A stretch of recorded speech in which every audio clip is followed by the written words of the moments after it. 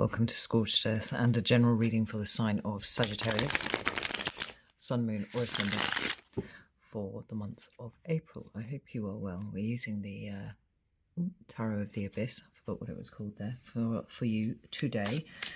Apologies for the setup here. I haven't quite finished getting the library the way that I wanted to, and there were some audio issues with the last couple of videos that I did before I left the turret. So while I'm waiting for a new microphone to come, I thought I'd set it up like this. I'm pretty close to the phone, so it should be picking up the audio fine. And yeah, once I've got everything sorted out, then we'll go back to how it was before, which would be nice. So, do I have anything else to say? Ow. I think so. If the reading resonates, there will be an extended at the end. The link is down in the description box. Right, let's just get straight on with this. So, can I have 3 cards for Sagittarius, please?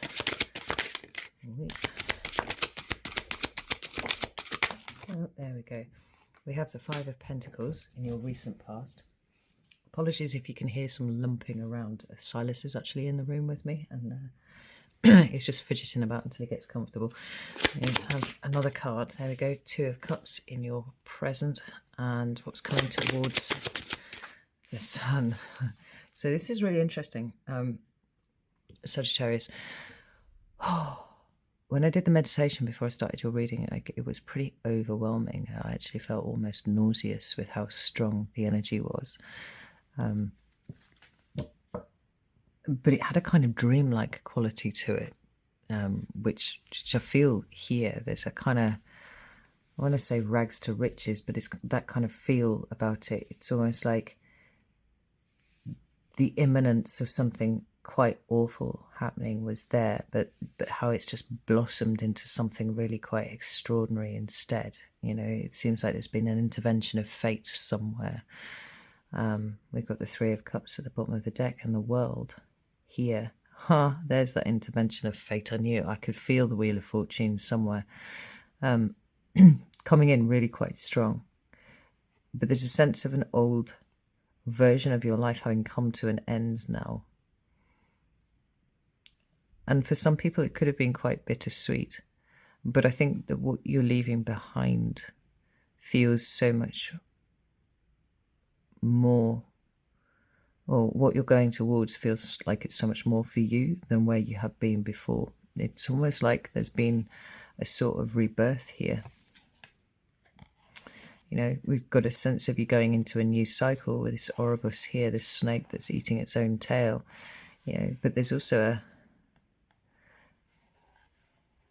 there's the wisdom and experience that's coming through here, the eyes being the window to the soul. You know, there's an old soul overlooking this new birth going on here, and then we've got similar sort of patterns going on here with this Wheel of Fortune, almost with an eye in the centre of that too, interestingly enough. And I feel like there are people that you've been leaving behind that you're just kind of extricating yourself from, but I think it's a different,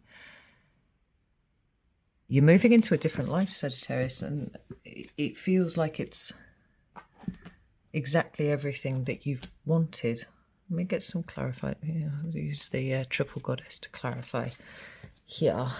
Let's give these a shuffle.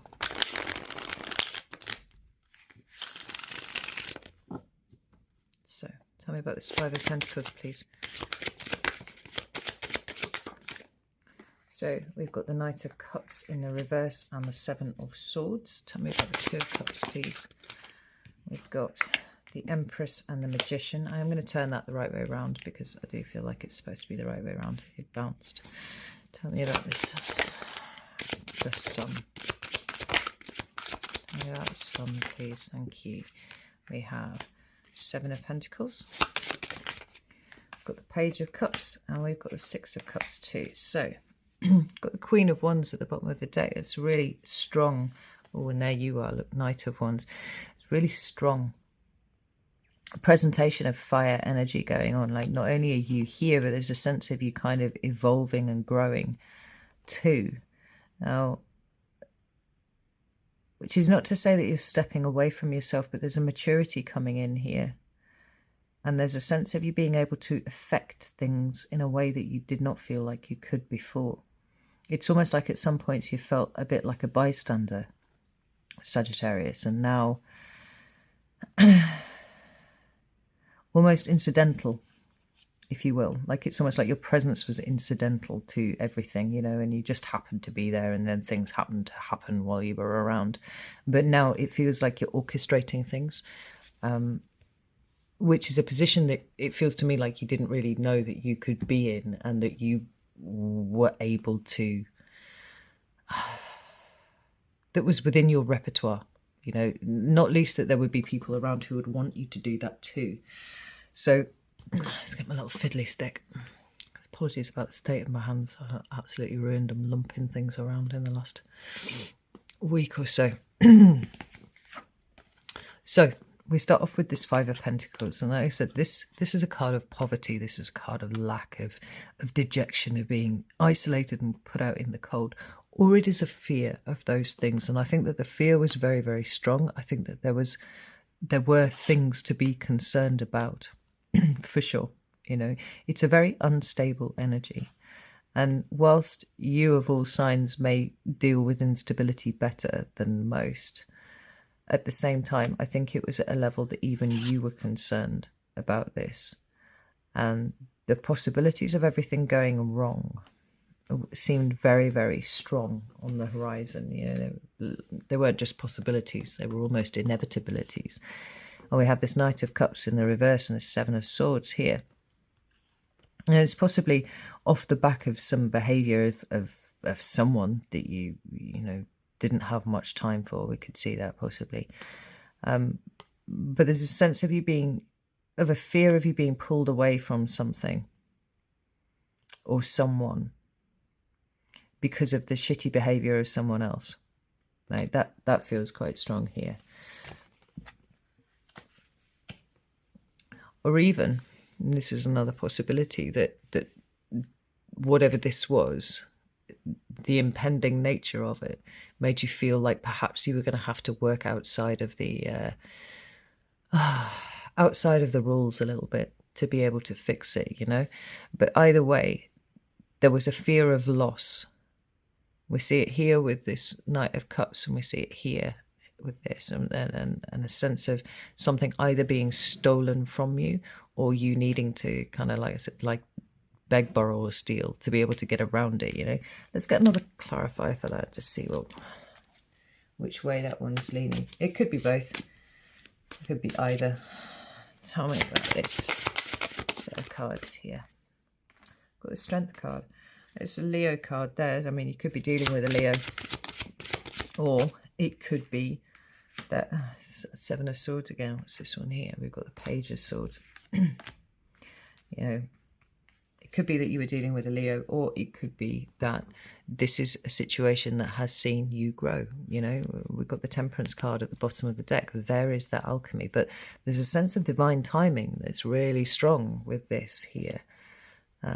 You know, not least the fact that is a Sagittarius card, but there is also this divine providence, divine guidance, divine timing aspect to all of it. And like I said, because it seems to flow from a rags to riches, from a everything is shit, actually it's going to turn out just brilliantly. Like the growth that was experienced here by you. And possibly, you know, this is why you have grown into this. You know, rather than being incidental, now you are kind of pivotal. And the growth in the way in your mindset is...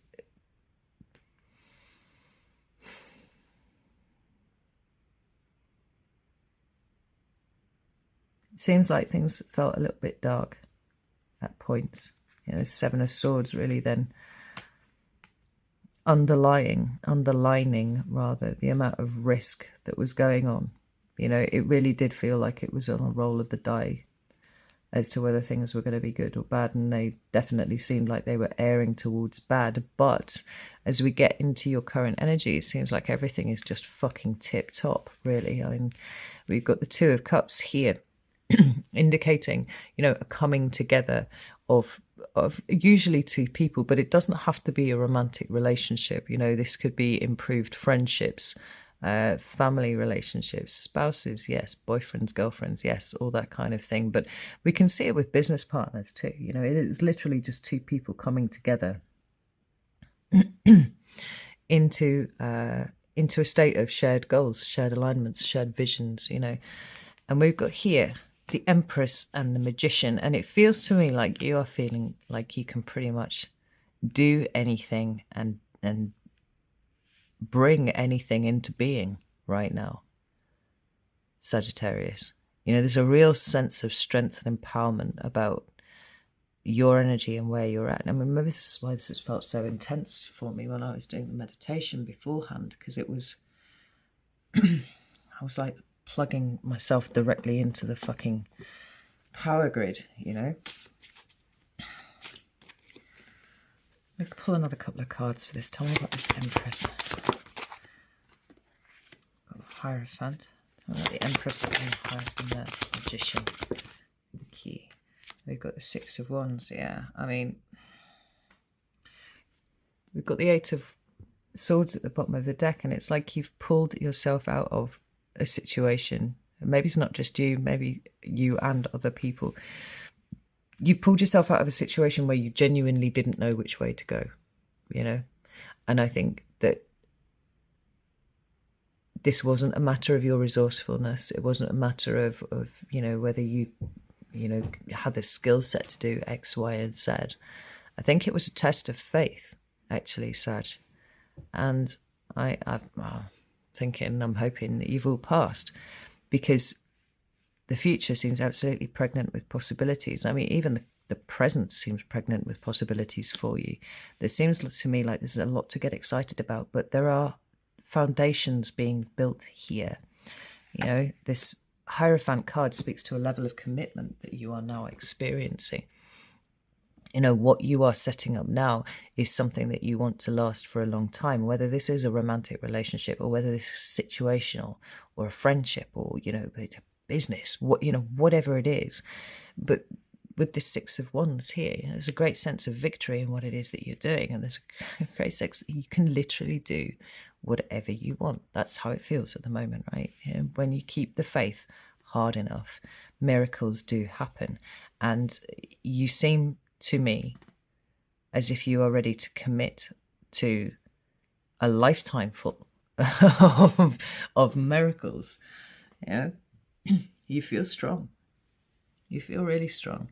And even in those things where perhaps you might have wobbled before, you know, the wobbling feels like it's an opportunity to flex your faith muscles that you might have failed at before, but you're absolutely going to succeed at now. You know, so when we come into your current, not your current energy, into what's coming towards you in April, I mean, we have the Sun. I mean, it's the most positive card in the deck. It is the card of Leo. And it's a card that speaks of vulnerability and happiness and a sense of peace. You know, it is that, I mean, it's probably not so relevant for you if you live in the States or somewhere where it's sunny all year round, but certainly living in the north of England here, you know, that first hot sunny day that you have in a year where, you know, you've gone from wearing thick heavy clothes all the time and the fucking weather hurts your face because it's so cold and windy and gross and wet, you know, and you go outside and you can actually take your jumper off and the sun is on your skin. It feels divine, you know. It feels like everything is just going to be okay. Like everything's better when the sun's shining, I think, you know. And I'm probably biased because I'm a fire sign, right? But I feel like of everyone, Sagittarius is the sign that I need to explain that to the least, you know, outside of Leo, obviously, because we're completely solar powered.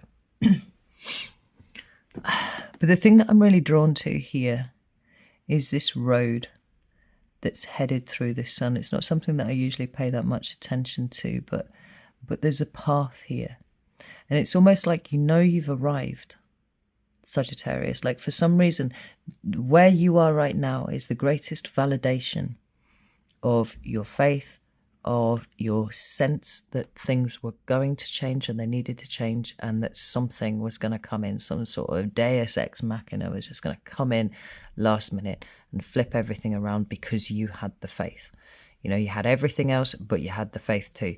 And it's like you've arrived.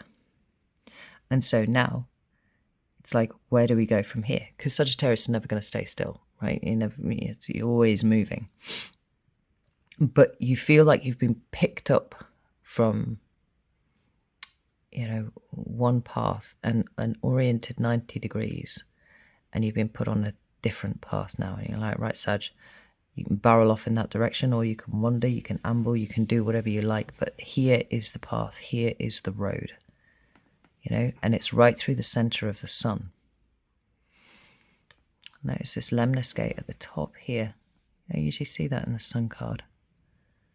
That's right there. It's supposed to be like an infinity sign, right? But look at this. I mean, literally speaking of what I was saying there about, you know, everything being better when the sun shines. The Seven of Pentacles is a card of your, you know, of things not being great and you needing to make decisions about things, be responsible about things, you know, take an objective look at something and go, well, do I really want to continue doing this, or do I want to do something else? But here the sun is shining, the sky is blue, the fruit is in bloom. And it's like, well, do you know what? There are opportunities in every shit situation that you can find yourself in if you are open to see them, and other people aren't. Like, it's something that you've always been particularly good at anyway, Sagittarius, but you've had that predisposition towards overthinking things, and you've overthought things in the past and then not taken an opportunity when it appeared in front of you. And possibly it was because everybody else said there wasn't an opportunity there, and you're like, well, I see it, like, and then you start second guessing yourself in like, maybe I didn't, you know, and then in retrospect you're like, fuck, I should have done that. Here it's like, well, yeah, okay, things may not be great, but actually these things are good and the sun is good, and I can put on some white clothes and go outside. I would not ever put on white clothes to go outside. Not just because I'm a goth, but just because it's just too much cleaning involved. I've got a massive dog who gets dirty very quickly. But look at these two cards here. We've got the Page of Cups and we've got the Six of Cups too.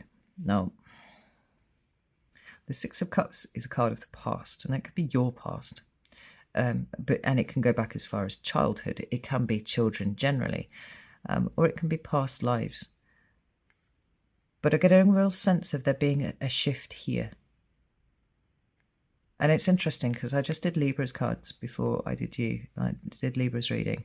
And there was a sense there of them changing their legacy, right? Changing their generational karma, what it is that they choose to pass on, not just to their own children, but, you know, to everybody that they interact with. And I'm getting a similar sort of vibe of this here for you, because this Page of Cups is a shift in emotional direction. Now, and even the colours, even the hues on this card, I think they look like vaguely sulfuric, that sky. You know, clouds are kind of orange and whatnot. It's got that kind of sunset feel to it.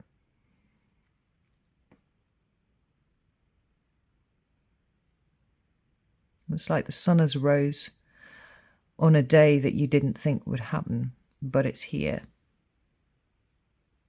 And there are things being left behind, and there is a feeling of, you know, you're not grieving for it. But there's a sense of closure on an old version of you, on an old version of your life. And there's a knowledge here that it's not ever going to be the same. But there's also this interesting shift.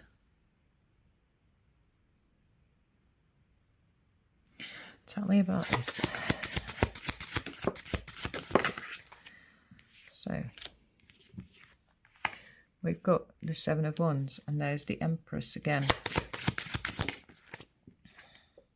And the Page of Pentacles. Oh, speaking of this redirection, we've got the Hermit card at the bottom of the deck here. That's Virgo energy, and it's interesting how many of you had issues with Virgos back in 2020, I think, but like I said, whenever you've got a sign that you're butting up against quite a lot, it's usually because there is something that you need to learn from them. And, if you had a problematic Virgo in your life, it's obviously you don't want to learn the harsh critical stuff and all that kind of thing. But Virgos have the ability to introspect in a way that sometimes has been missing from the Sagittarius experience. And I think that if you were to learn anything, it's possibly that. Possibly, taking greater responsibility for your material environment too. What are you doing with your money, how you keep your house, those kinds of things. Because it's fun being a Sagittarius, but at some point life requires that you take hold of the boring stuff too, and you do those things as well. And I feel like for a lot of you that was possibly what Virgo was teaching you. But here, this that you have, I think in April, what you're seeing is just how far you have shifted away from where you were going. Like I said, for some of you, it feels like this arrival that you've had, this here, where you have arrived at the beginning of the next stage of your life.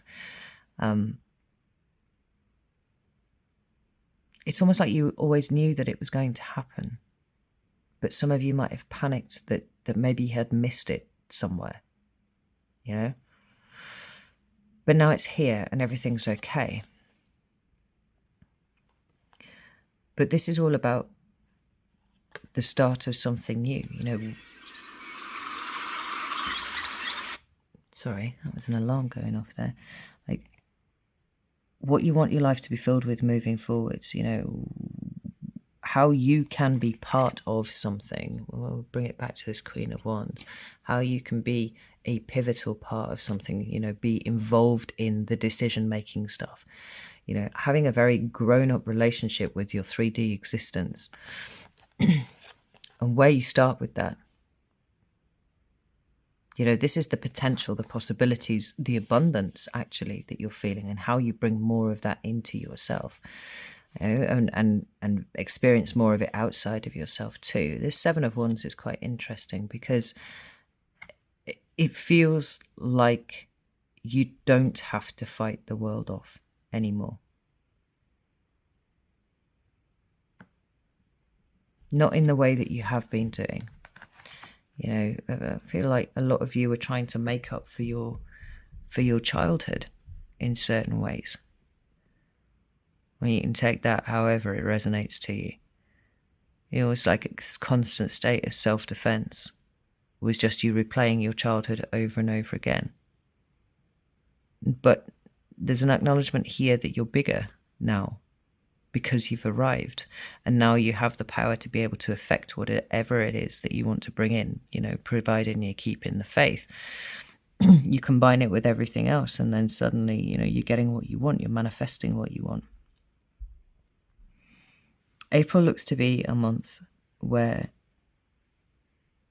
you fit really nicely both in your skin and also in your 3D environment, Sagittarius. And whilst that may sound like a fairly kind of nondescript and fairly mundane situation, I feel like compared to where you were a month ago, 2 months ago, that there's this kind of renewed appreciation for where you're at.